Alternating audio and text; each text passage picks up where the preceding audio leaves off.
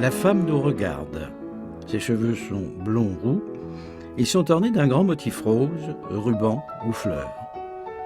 Des perles en pendant d'oreilles, un mince ruban noir autour du cou et une perle ovale.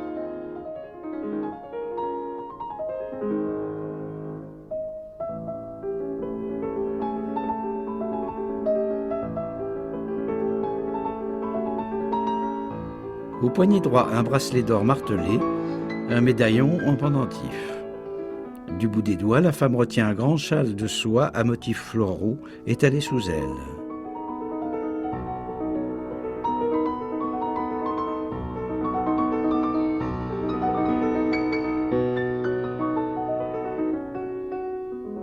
Nue, elle n'a gardé que ses mules de soie jaune bordées d'un galon bleu. L'une d'elles est tombée sur le lit.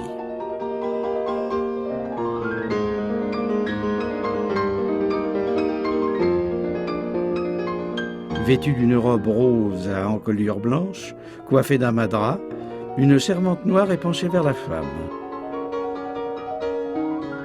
Elle apporte un bouquet de fleurs enveloppé d'un papier blanc. Au pied du lit, un tout jeune chat, dressé haut sur ses pattes.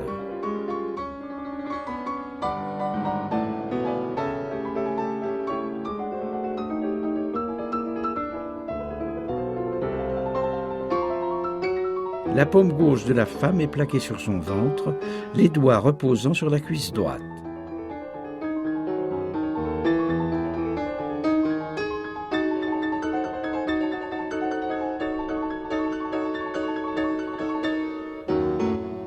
La toile, datée de 1863, est signée Édouard Manet.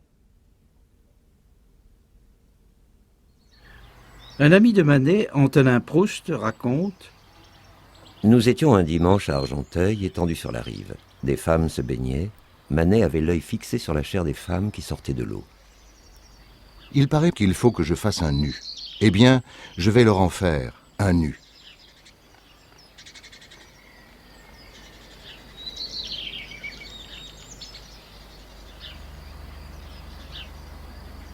Il en fait deux, le bain et Olympia.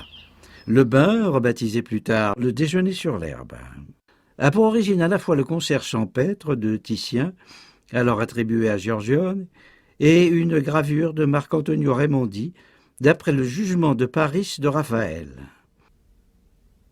Manet a transformé les personnages mythologiques en de prosaïques pique-niqueurs. Parmi les hommes habillés, une femme nue, assise dans une pose assez peu académique, des plis au ventre et au cou, des pieds grossiers. Elle regarde avec indifférence vers le public. Cette femme, c'est Victorine Meurent. Manet rencontre Victorine en 1862. Elle a 18 ans. Indépendante, bohème, de mœurs libres, elle accepte de poser pour le peintre. Manet lui donne le rôle d'une chanteuse de rue qu'il a rencontrée un jour, croquant des cerises au sortir d'un cabaret. Un autre portrait de Victorine met en valeur sa chevelure fauve, ses yeux marrons et son teint pâle. Et ce mince ruban noir autour du cou apparaît dans plusieurs autres tableaux. Dans Mademoiselle V, en costume d'espada, Victorine endosse un habit d'homme pour une scène tauromachique. Elle est, en 1863, le principal nu du bain et celui d'Olympia. Une jeune femme noire a posé en atelier pour la servante. Il en existe une ébauche. Victorine, plus tard, sera encore la femme au perroquet, personnage pensif qui hume un bouquet de violettes. Elle disparaît quelques années. Elle aurait voyagé en Amérique. Elle pose une ultime fois chez Manet en 1873 pour Le chemin de fer. Elle joue alors une jeune mère de famille, adossée à la grille qui borde la tranchée du train, derrière la gare Saint-Lazare. Victorine se mit à la peinture. Elle exposa lors de plusieurs salons, tableaux disparus sans doute. Vers 1890, à 46 ans, alcoolique, elle était décrite comme une vieille dame sans forme.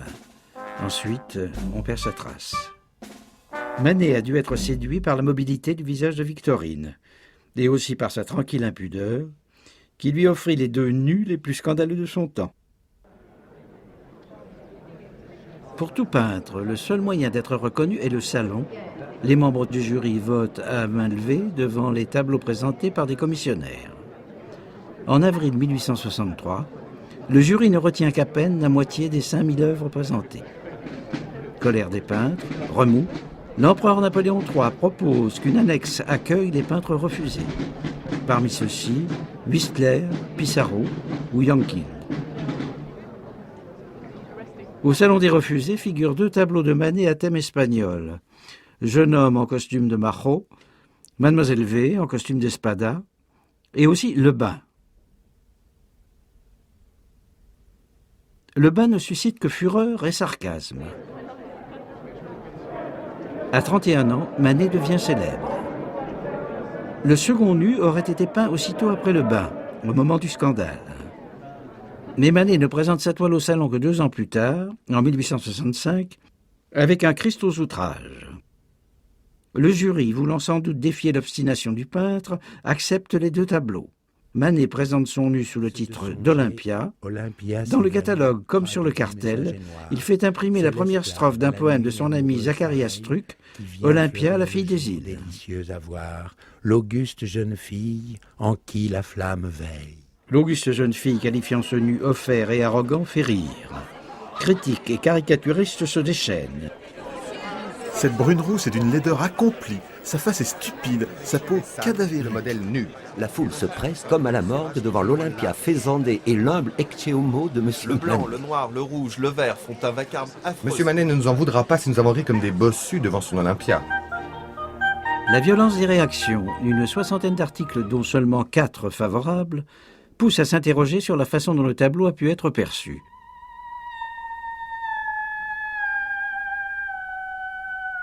Olympia est l'automate qui chante à ravir et rend fou d'amour le héros de l'un des contes d'Hoffmann. Olympio est le surnom que Victor Hugo s'était donné.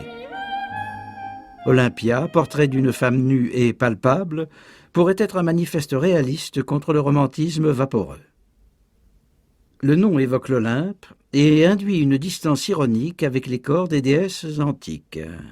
À l'époque où Manet peint Olympia, une autre Vénus, celle d'Alexandre Cabanel, connaît, elle, un immense succès au Salon de 1863. Elle est achetée par Napoléon III en personne.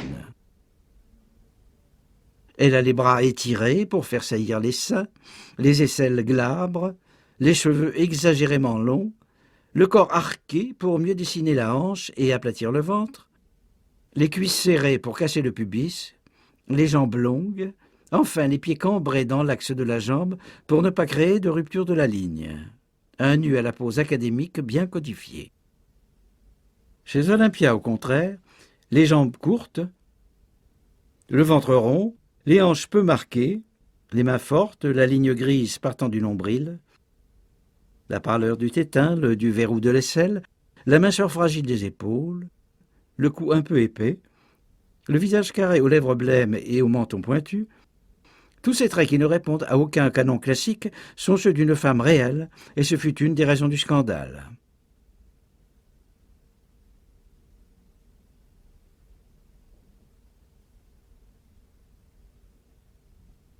Pas de concession jolie ou à une sorte de beauté idéale. Ce corps trop simple, trop populaire, fut perçu comme sale, obscène. Tout près du centre vide du tableau, désigné par la flèche dorée qui marque le panneau du fond, la main d'Olympia. Par tradition, la Vénus pudique cache son pubis avec sa main. Mais Olympia cachait son sexe d'une façon à la fois indifférente et provocatrice. Et ce trait excita aussi les critiques de l'époque. Cette Olympia, sorte de gorille femelle, de grotesque en caoutchouc cerné de noir, sur un lit, dans une complète nudité, la main se crispe dans une sorte de contraction impudique. Cette main est posée comme une araignée au milieu de la toile. Elle cache et dévoile à la fois. L'objet caché réapparaît sous diverses formes allusives.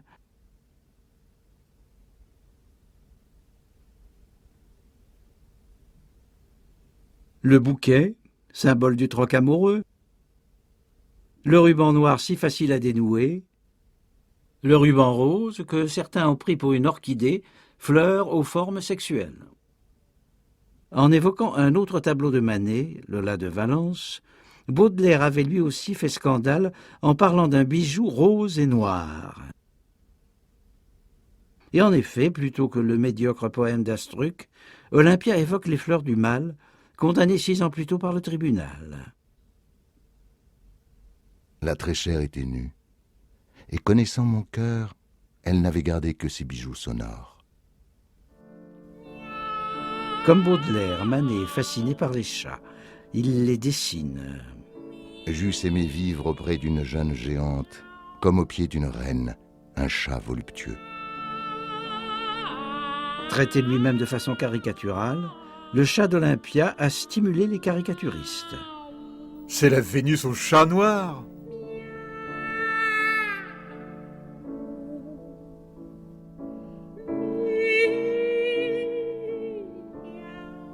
Les femmes faciles ou vénales sont à l'époque appelées chattes. Et en argot, le mot désigne le sexe féminin. Autre écho, Olympe est une compagne de Marguerite Gautier, la dame aux camélias, du drame d'Alexandre Dumas fils. Olympia pourrait donc être le nom de guerre d'une courtisane, ce que comprirent les critiques de l'époque. Mais qu'est-ce que cet odalisque au ventre jaune, ignoble modèle ramassé je ne sais où, et qui a la prétention de représenter Olympia? Olympia? Quelle Olympia? Une courtisane, sans doute. Indice supplémentaire, l'espace figuré. Une aquarelle de 1863 montre la première étape du tableau. Le centre est ouvert. Il y a peut-être une porte ou un miroir derrière Olympia. Entre 1863 et 1865, Manet a refermé le fond. Nous sommes dans un étroit boudoir, desservi par un autre espace qui se devine derrière l'échancrure du rideau. Un tel dispositif évoque la maison close et ses alcôves successives. Dès l'avènement de la photographie populaire, des courtisanes et des modèles éditent même leurs photos dans des décors et des poses comparables. Olympia regarde le spectateur et cela aussi choqua. Ce regard implique un spectateur capté lui-même par la mise en scène. Que se passe-t-il exactement? Le visiteur vient d'être introduit dans l'alcôve, la servante noire présente un bouquet à peine déballé et tente d'attirer l'attention d'Olympia. Ce bouquet, qui l'a apporté? Celui qui regarde la courtisane, ou bien un rival, un autre client? Le visiteur du salon refuse avec indignation d'être assimilé par le peintre au client d'une maison close. Manet, très affecté par les nombreuses réactions malveillantes, conserve l'Olympia dans son atelier. En 1867, refusé pour l'exposition universelle, le peintre, à l'exemple de Courbet 12 ans plus tôt, fait construire son propre pavillon à l'Alma. Olympia y est exposée et déclenche toujours les mêmes quolibets. Manet reçoit le soutien d'Émile Zola, qui rédige la brochure de son exposition. Dans la brochure, une eau-forte de Manet. C'est Olympia encore. Dans un portrait de Zola que Manet commencera cette année-là, le peintre cite son tableau sous forme d'une photographie ou d'une estampe coloriée. Cette fois, elle semble tourner les yeux vers Zola en guise de remerciement. Zola rend le tableau à la peinture pure. Il vous fallait une femme nue et vous avez choisi Olympia, la première venue. Il vous fallait des taches claires et lumineuses et vous avez mis le bouquet. Il vous fallait des taches noires et vous avez placé dans un coin une négresse et un chat. Qu'est-ce que tout cela veut dire? Vous ne le savez guère, ni moi non plus. Manet, de son côté, persévéra dans sa modestie feinte. Je rends aussi simplement que possible les choses que je vois. Ainsi l'Olympia, quoi de plus naïf? Il y a des duretés, me dit-on? Elles y étaient. Je les ai vues. J'ai fait ce que j'ai vu. Manet meurt en 1883. 5 ans plus tard, la veuve du peintre s'apprête à vendre l'Olympia à un collectionneur américain. Aussitôt, Claude Monet organise une souscription pour offrir le tableau au musée du Louvre. Écrivains et peintres répondent à l'appel. Le tableau est accroché au musée du Luxembourg. Après plusieurs années de débats et de démarches administratives, il passera au Louvre. Il ira ensuite au musée du Jeu de Paume, enfin au musée d'Orsay. Le tableau mesure 1,30 m sur 1,90 m. Le modèle est donc figuré à peu près grandeur nature. Manet couvre ses toiles d'une préparation claire, gris-bleu ou gris-crème. Il dessine des formes et la découpe des différents plans d'un pigment brun clair. Puis il ébauche des surfaces par des teintes diluées à l'essence et translucides. Enfin, il complète sa composition à l'aide d'une peinture plus épaisse et plus riche en huile.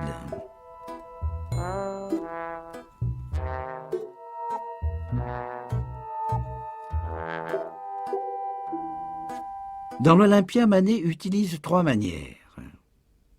Les fonds sont des aplats simples, marqués de grandes volutes noires ou bleues pour le rideau ouvert,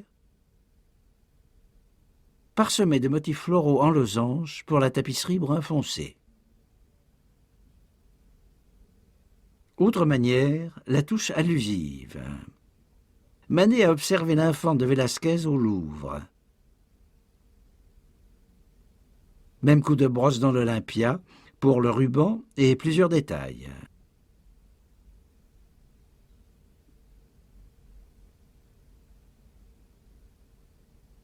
De près, des traits de couleur approximatifs. De loin, les touches se fondent et tout se recompose dans l'illusion d'un bouquet, d'une broderie ou des franges d'une soierie.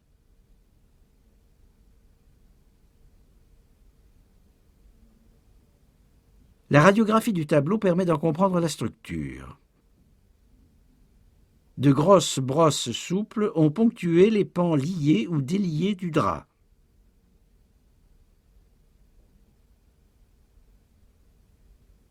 Les clichés donnent l'impression d'un travail rapide, avec sûreté du geste et liberté du pinceau. En fait, Monet témoigne. Il voulait toujours que ses tableaux donnent l'impression d'avoir été peints en une seule séance. Mais souvent il grattait ce qu'il venait d'exécuter et ne gardait que la première couche sur laquelle il recommençait à improviser. Le visage de Victorine donne une image radiographique brouillée, surprenante, sans doute trace de plusieurs grattages avant la version définitive. Dernière des manières de peindre, la surface du corps. Manet s'est attaché à rendre son nu aussi compact et lisse que possible. Les touches sont petites et jointives. La lumière rasante montre en plusieurs endroits des traces courbes de brosse ou de blaireau, prouvant un ultime travail de lissage dans la pâte fraîche. Enfin, les contours sont nettement figurés d'un trait noir ou bistre.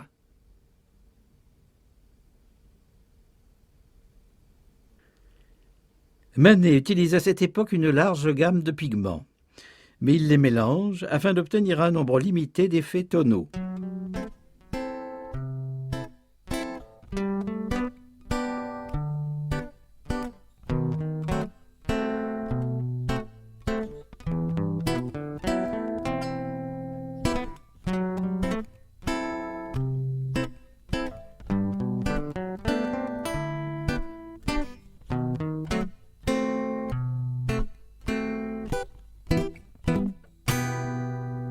La chair d'Olympia est laiteuse et rose, parcourue de reflets bleus légers.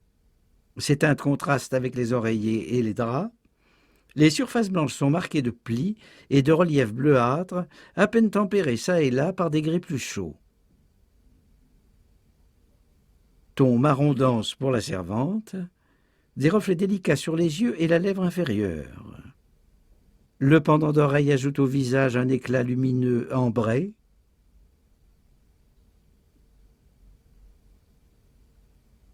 Le fond vert foncé contraste avec la couleur chaude du visage. De même la robe rose avec les fleurs bleues. Le bouquet est une sorte de palette de tons plus vifs destinée à stimuler toute la surface du tableau, comme le fait la nature morte dans Le Déjeuner sur l'herbe. Manet peint Olympia sur des fonds sombres presque noirs, ou au contraire d'un blanc éclatant. Selon la tradition, pour être lisible, la chevelure d'Olympia, le visage de la servante ou le chat auraient dû se détacher sur des fonds plus clairs. Le tableau est aussi une œuvre graphique. Le ruban noir au cou d'Olympia est une sorte de signe de ce jeu des contrastes. 2 dessins à la sanguine avaient précédé le tableau. Dans le premier, le visage est vide, la jambe est relevée pour cacher le ventre. Dans le second, mis au carreau, le visage est esquissé, le bras gauche a disparu. En passant au tableau, Manet peint le visage de face, abaisse la cuisse droite. D'autres dessins, antérieurs ou postérieurs, développent le même thème. La femme au chat, l'odalisque. Goya avait dévêtu sa maja et l'avait exposée en toute impudeur.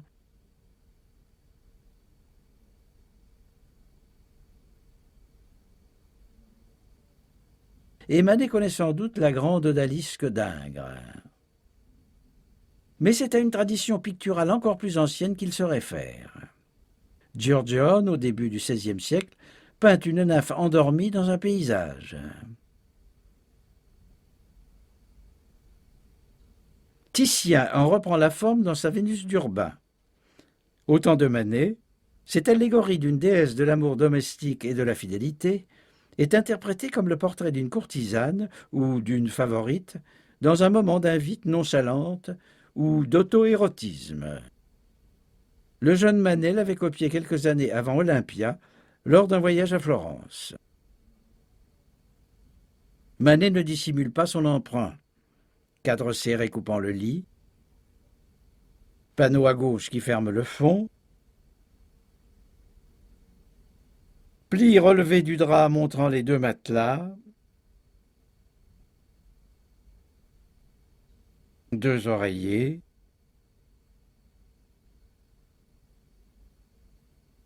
position du coude droit,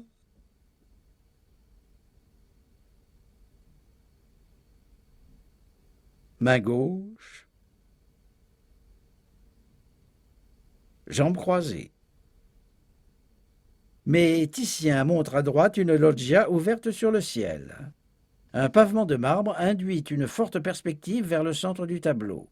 Manet ferme cette partie par un rideau vert.